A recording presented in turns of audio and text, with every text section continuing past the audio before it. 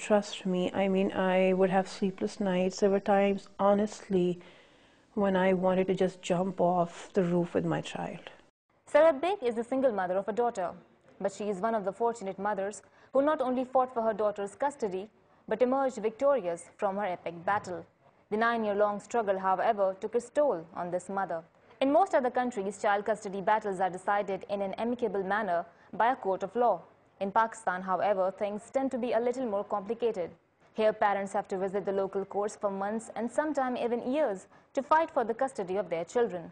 The long drawn-out process can be a harrowing experience for both the mother and the child. The child refuses to become a lawyer. She's 9 years old.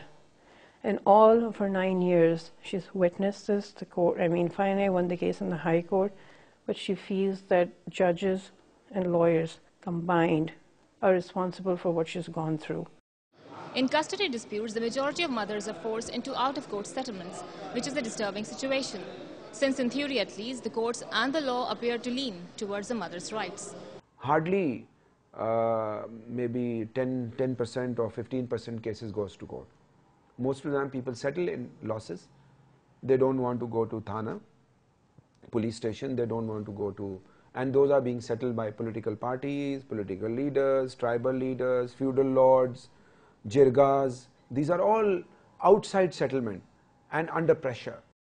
There are some exceptions when the child's custody is not given to the mother in Pakistani courts. Older children are dangled in uncertainty for years while their parents fight out the custody battles. Court may seek preference of children as young as 14 or 15 in terms of the parent they wish to live with.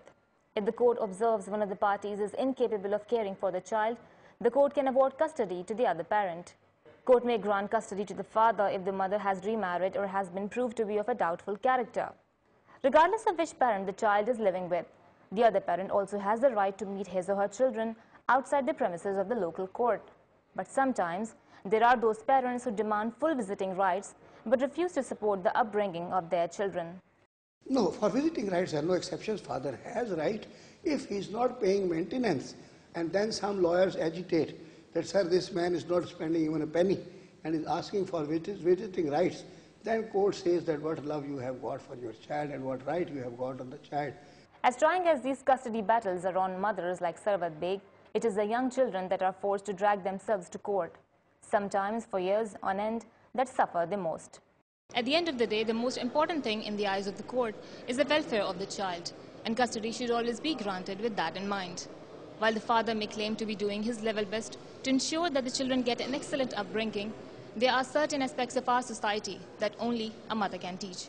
Sana Jamil, Dawn News, Karachi.